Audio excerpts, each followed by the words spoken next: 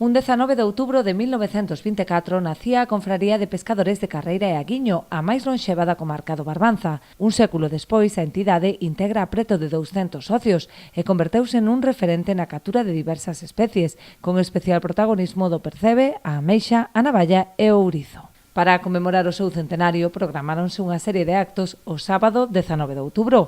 A xornada comezará cun seminario sobre a historia das confrarías ao longo do último século e o seu papel na actualidade.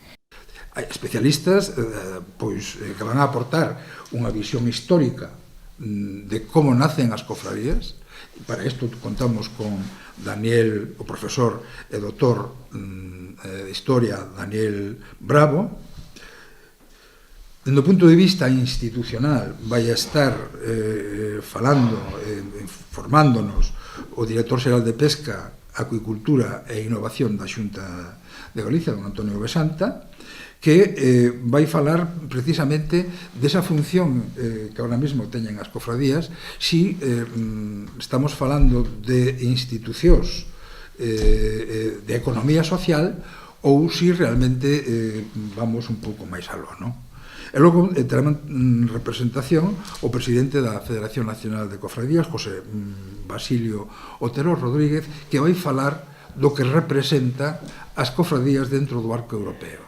É dicir, por que as cofradías están neste momento na situación que se encontran no arco europeo, non? Xa pola tarde terá lugar o acto institucional presidido polo Conselleiro do Mar.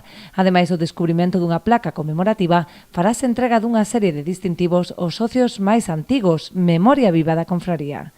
Vamos a homenajear a xente do mar de antes, que realmente o merecen porque foron os que estuveron aí, foron os que crearon a nosa cofradía e os que siguen aí falando ainda todavía, canda nós, contándonos historias e, bueno, de que están aí e realmente son os máis significantes de que esteamos nos aquí e de que a cofradía siga aquí.